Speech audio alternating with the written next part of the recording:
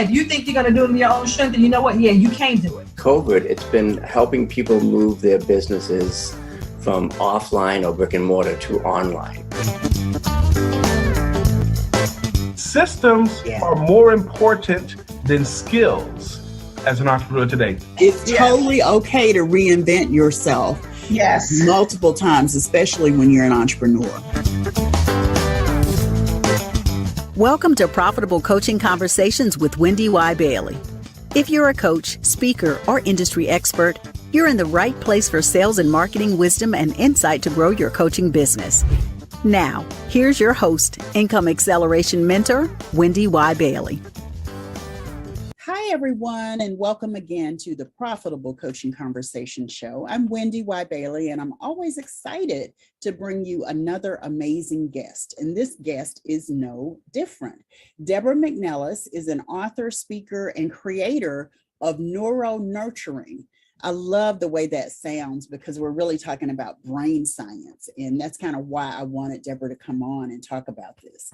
So she's the founder of Brain Insights, and she's developed a unique Neuro-Nurturing Interaction Packets in the Digital Brain Basics Quick Start Guide. That's to help children. So welcome to the show. We're going to talk more about that, Deborah. Welcome. Well, thank you so much. What a pleasure it is to have you invite me. No problem, no problem. So let's just jump right in. What exactly is neuro-nurturing? Well, neuro-nurturing is a term that I came up with because I've been teaching about early brain development for years. Mm-hmm. And I realized that a lot of times people hear that term brain development and they think, oh my gosh, that's going to be a lot on neuroscience and it's going to be difficult and complicated to learn. So I thought, I was telling people in my presentations, and that's kind of the niche to my work, is that I share it in real layman's terms, real understandable ways that can be realized and integrated into everyday life. And so I thought, well, I want to convey that it isn't all that complicated to do all of that. And so I was brainstorming with someone and said, I really need a different term. And as we talked, out came the term neuro-nurturing. And it's all about nurturing that brain to be as healthy as possible. Yeah. And what ages are you talking about? Like when you look at your studies and the work that you've done and your body of work and you think about it in that way, is there a particular age where this neuro-nurturing really comes in handy? Yes, definitely. The brain is always developing and always changing throughout our lives, but the time of the most rapid development and the time that has the most impact in our lives is from birth to 5. So I do focus on that area primarily. So those are the formative years when children are learning very fast and they're absorbing a lot of information, and it's probably accelerated in the past several years given the internet and everything that's out there for them to be exposed to. Would you agree with that? That's true. And that's another reason that I felt that we needed that term, neuro-nurturing, because sometimes people realize how much is happening in those early years, that they believe that means, well, we must push as much knowledge and academics into those kids' brains as early as possible. And if you really understand how children's brains develop and what impacts their optimal development most, it's all about the neuro-nurturing aspects that I've put into a model. And so it's meeting the physical needs, the safety needs and security needs, and the nurturing and play that's going to impact their brains most. And so that isn't so complicated, is it? No, not really. When you think about it, like my son is 31 now, but I remember when he was a little fella, there were things that I had to do as his parent because he was diagnosed with ADHD, attention deficit hyperactivity disorder. There were things that I learned to do as a parent that kind of helped him get into the zone about whatever he was doing.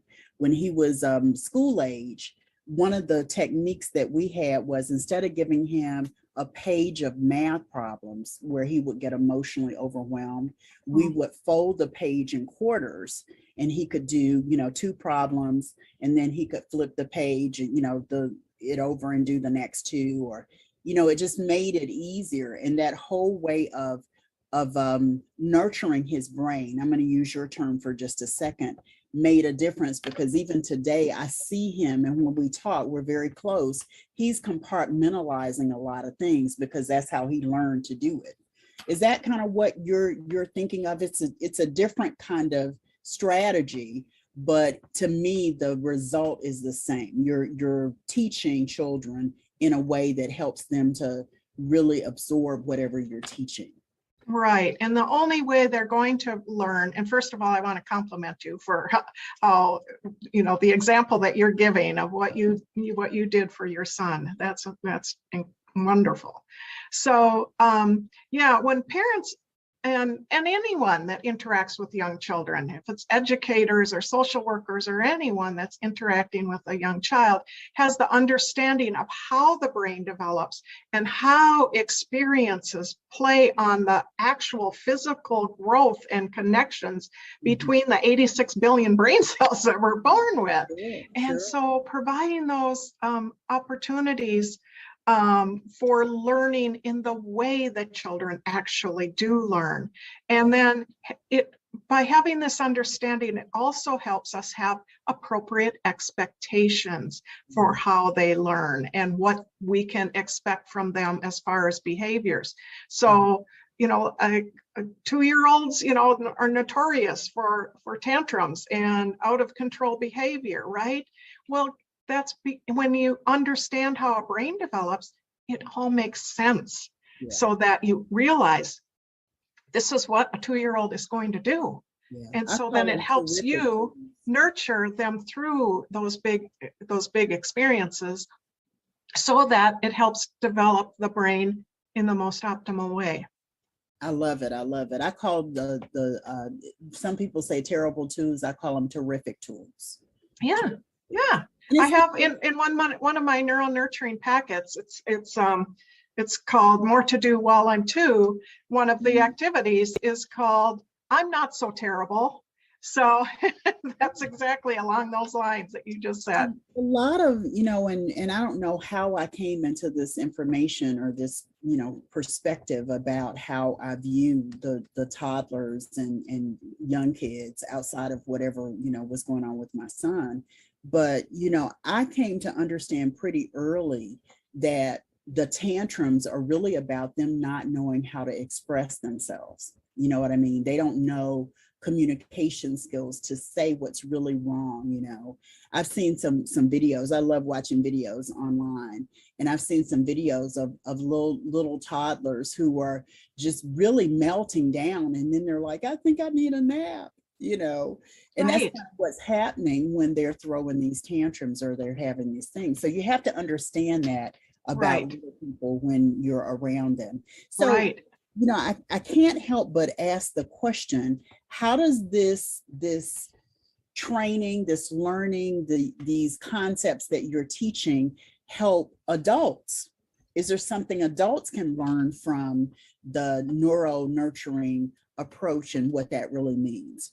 Yes, of course. Yes, because through understanding how the brain develops, it not only helps adults understand how to interact with children, but it creates these aha moments. So my company is called Brain Insights. It gives insights into the brain, and so these insights occur for adults to realize, that's why this and that's why that, and so about themselves, you mean, or about for themselves, exactly. And so the very last part of the brain to complete development doesn't complete development until about the age of 25, which a lot of people are surprised to find out. That surprises me too. Yeah, and that's the part that regulates our emotions. So you mentioned, we were talking about the 2-year-old. They're having these big emotions, and the prefrontal cortex that's right behind our forehead when it's fully developed, it allows us to take control of those big emotions that we're experiencing. But that part of the brain has to be developed well based on experiences that we're having and nurturing relationships, and that's a big key part. And then when it is well developed, it can take control of those emotions. And so even as adults, we're going to have big emotions, right? And the emotional part of our brain, the limbic system, is going to be fired. But when we have that well-developed prefrontal cortex, we can calm ourselves. That's why we say, take a deep breath. It helps us go to our control center of the brain, that prefrontal cortex, that will take control over those emotions. And then we can regulate ourselves. So it gives, like I said, those insights for adults to realize that. Yeah, it almost sounds like recognizing like how you can manage your emotions. And I also think it probably gives people an opportunity to sort of pour in some tools like emotional intelligence, and pour in some other tools like neurolinguistic programming, or other tools like meditation and affirmations and all of that kind of stuff. So they get to use tools because now they're able to really embrace those tools more fully. Right. That's so, yes, that's so, you're spot on.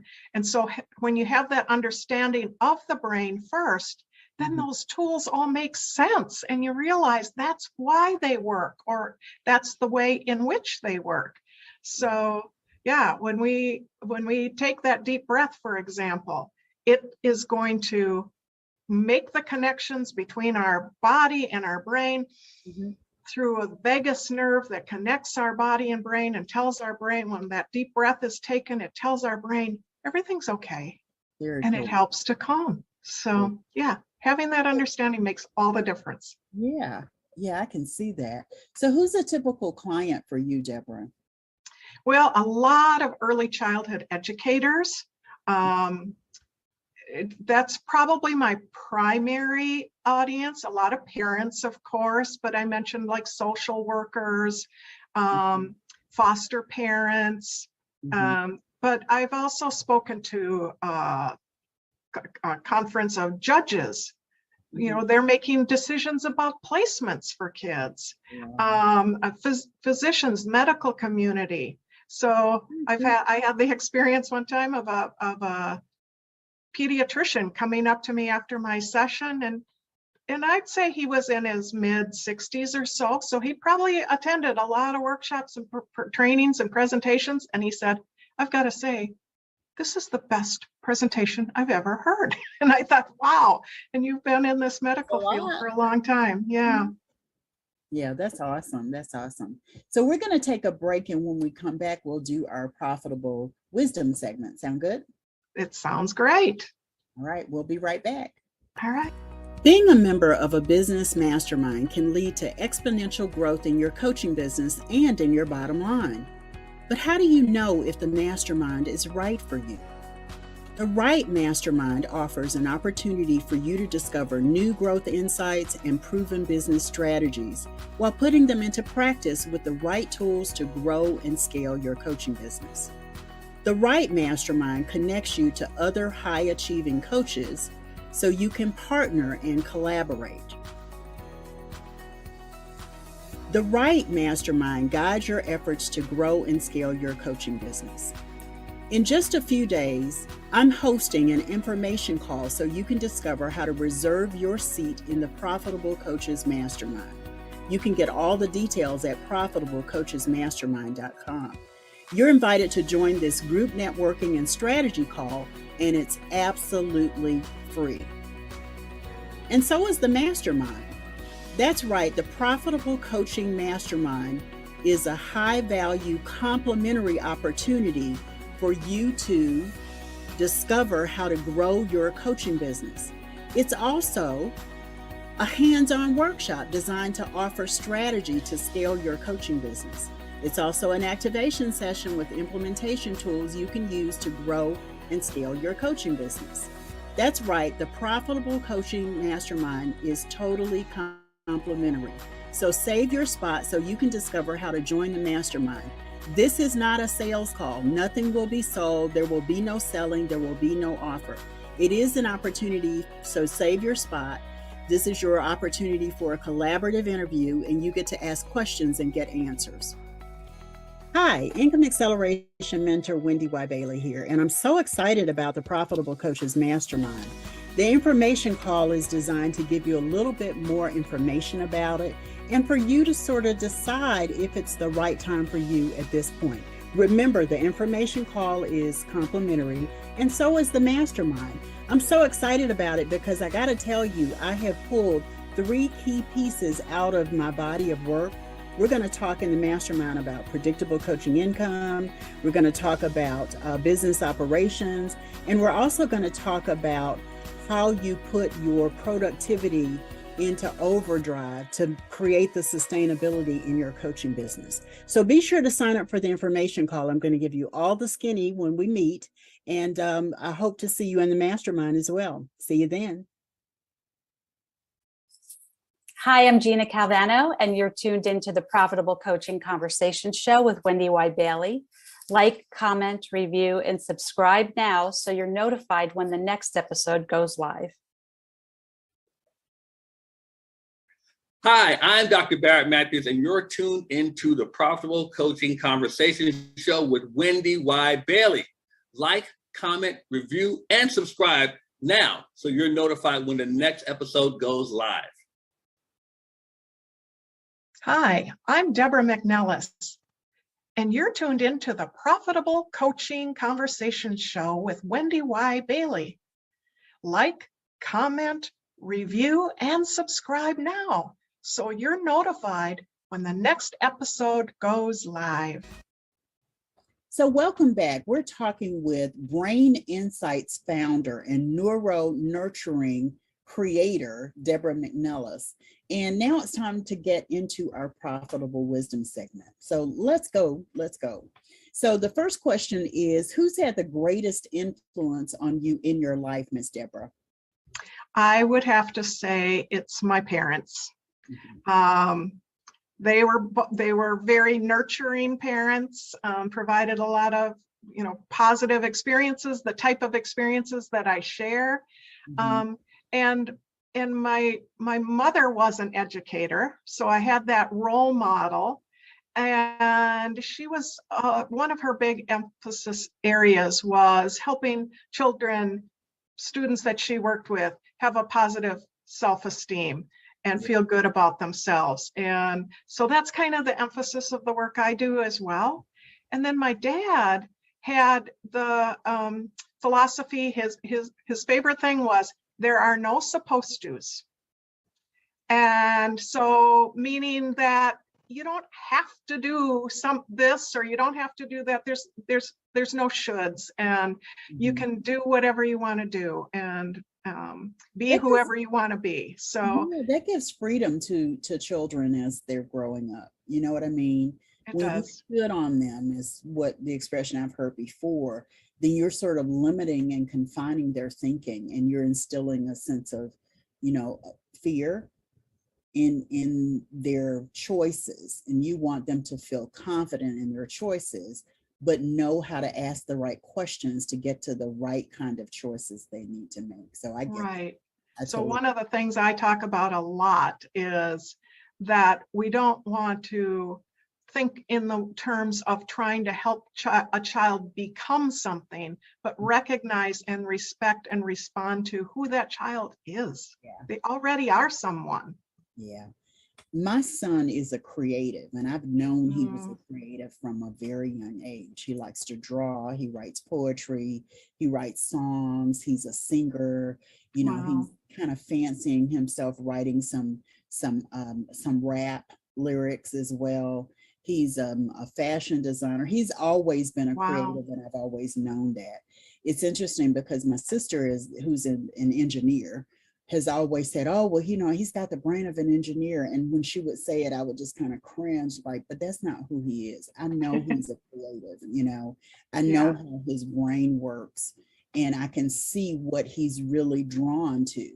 I think that, you know, what you're describing is nurturing children based on their own unique talents and gifts, right? Yep, exactly. Not trying Nurture. to force them into a lane.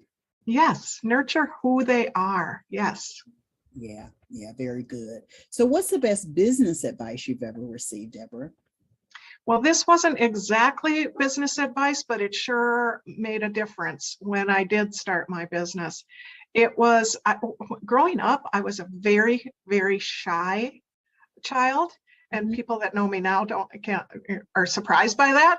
But when I was in college, like a freshman, I think it was freshman year, we were in a discussion group, and I was just listening to everyone, and the instructor said, "Deborah, what do you have, or you haven't shared anything?" And I said, "No, I'm just enjoying listening to what everyone else has to say." And she said, "Well, you're being selfish." And I said, "What?" And she said, "We want to hear what you have to say just as much. And if you're not sharing, you know," and I thought, oh, that's a really, you know, that hit home to me, that I needed to share as well. So ever since I have been sharing what I want to share. So. Yeah, and to me, it kind of says, you know, if you're sitting there and you're holding all of your goodies inside, people aren't benefiting from what you know and what you think. And I love that. Yeah. Right.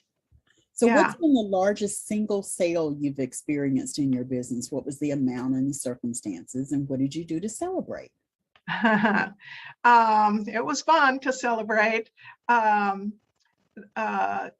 State Department of Education purchased 47,000 of my Neuro-Nurturing Interaction Packets to distribute through home visiting programs throughout their state.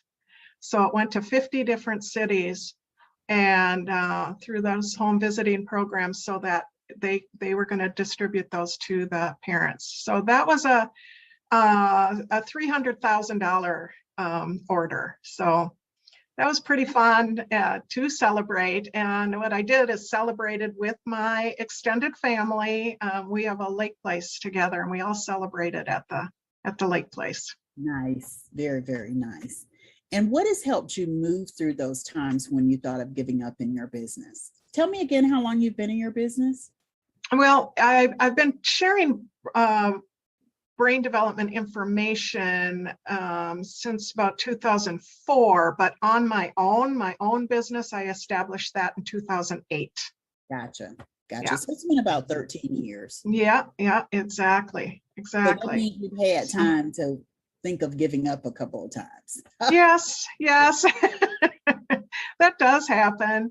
But you know, it's just such a passion of mine, and that's why I started it in the first place. As I said, I was working for, I was doing brain development presentations, but that was for an advocacy agency, and it was a nonprofit, and the funding ran out. And so what I tell everyone is the funding ran out, but my passion to get the information out didn't end. So that's why I started my own company. So it's that passion that you know, I see children and I think, oh, maybe the adults in their lives don't understand what they need most. And so that's what keeps me going when I see those children and know that more of this information, you know, what I tell audiences is my goal is only to reach everyone. So only everyone, because we not only need the adults that work directly or interact directly with children to understand, but we need everyone to understand, don't we? We need policymakers and employers and voters and the general public and everyone to understand, because it will make a difference. All of that. And we all benefit. We all benefit when all children have well-developed brains.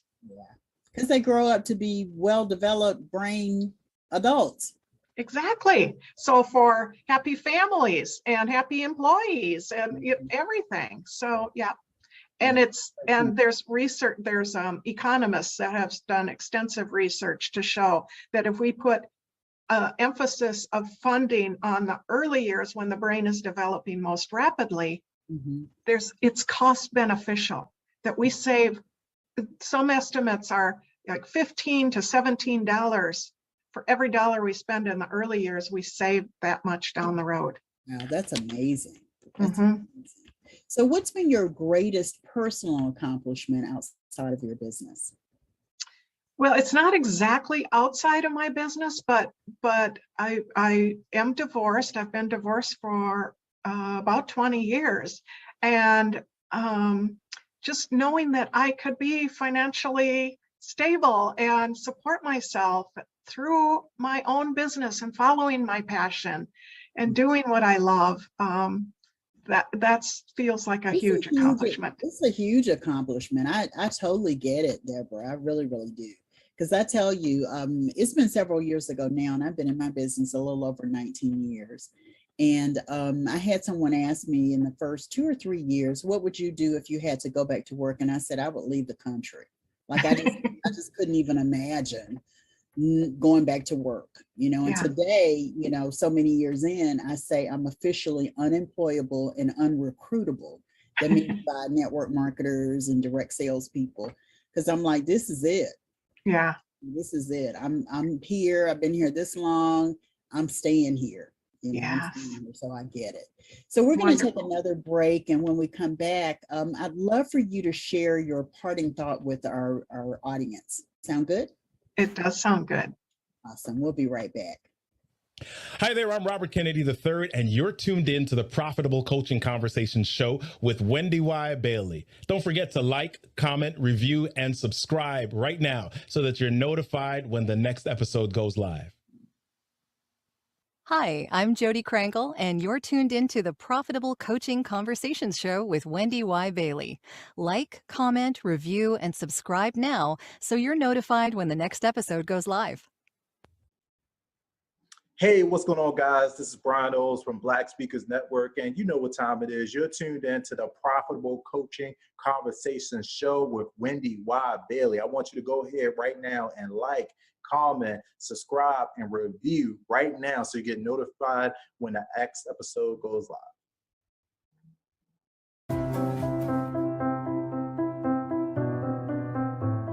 Hey folks, Simon T. Bailey. Have you lost your spark? Is a job just a job? Is a relationship just a relationship? Is a business just a business? Well, I've taken the last couple of years to do some deep diving questions and asking myself, did I ever lose my spark? Yeah, I have. And when I lost my spark, you know what I wanted to do? I wanted to quit. But I decided that, guess what? When you find your spark, you find your joy. And when you find your joy, you find your people. And when you find your people, you find your voice. So when you find your voice, you connect with people who get you, you tap into your joy, and you become the spark for everyone around you. So I've put together this book, Be the Spark. I'm so happy to bring this to the marketplace because I believe it will become the guide that will give you the kickstart that will enable you to light it up wherever you go. So if you say, Simon, I've lost the spark at home, in business, in life, and you and your friends are saying, you know what, I really want a prescription that is sustainable. And I believe as I share my stories, my pain of what I went through, that you're going to be equipped with tips, tools, and techniques on how you can be the spark. So listen, go to simontbailey.com, get the book, and remember, I love you and I believe in you, and there's not a darn thing you can do about it.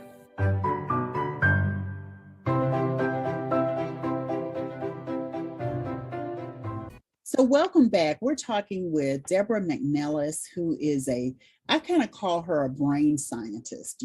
She does the work to help make our children understood more and help us to be able to support them and create really amazing adults and all that kind of stuff. So with all the things we've talked about, Deborah, what's the one thing, the nugget, if you will, that you'd love for people to walk away from our conversation with? I love sharing. One of my presentations is about how the brain focuses attention. And our brain is naturally negative biased. And it will focus on the negative because it's survival focused. The brain wants to help keep us alive, right? So that's the basis. But if we focus our attention, whatever direction we focus our attention, it attracts other additional thoughts that align with whatever we're focusing on. So my parting thought is, if we focus on the positive and put our attention that direction, it's going to attract more positive thoughts. So if we wake up in the morning and think, wow, I have the opportunity to do these positive things today, and you go that direction, your brain will go follow that lead. Or at the end of the day, this is something I often talk about to educators and parents. At the end of the day, it's so natural to say, oh, I didn't get that done. Oh, I wish I would have handled that differently. Oh, I didn't handle that well. And now I have this to do. And we go through this list, right? And it gets us down. But if we instead turn and focus our attention on, well, what did I feel good about today? Oh, well, I got that done. And I did that. Oh, and I felt really good when I did that. It's a totally different feeling, and we release feel-good chemicals, and all these positives occur. So I encourage everyone to stop and try to refocus your attention. I love it. It's not just law of attraction, because I heard a lot of that in what you said. It's where your energy goes, energy flows is sort of the phrase that I've heard a lot. Right. But it's brain science as well. Your brain is going to follow that, and it's going to create the experience that you want when you're walking in that direction, when you're thinking in that direction too. So thank you so much for that. Sure. So we have a gift for everyone. You want to describe it so people know what it is, and we'll put the link in the show notes. Sure. Yes, it's a downloadable free guide that gives the basics of what I was just what I've been talking about. That if we meet the physical and security and safety needs of a child, we provide that nurturing, and we provide play, we're doing what a child's brain needs most. And so it tells a little bit about each of those areas and a little bit of the basics of brain development. And it also includes 10 activity ideas to do during everyday life that are simple, easy, that can be integrated into everyday life. And so there's different samples for different ages from the Neuro-Nurturing Interaction Packets. Nice. Very, very nice. Deborah, thank you so much for serving as a guest and being here today. Well, it was, as I said at the beginning, a pleasure to be invited. So thank you so much. I appreciate it.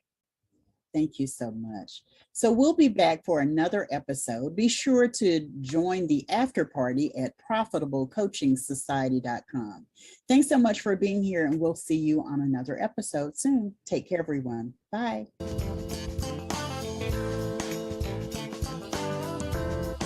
Thanks so much for tuning into Profitable Coaching Conversations with Wendy Y. Bailey. Be sure to join us at the after party at www.profitablecoachingsociety.com. We'll see you next time for more sales and marketing wisdom and insight from Wendy Y. and her amazing guests. Be sure to like, comment, and subscribe, and turn on the notification bell so you know when new episodes are posted.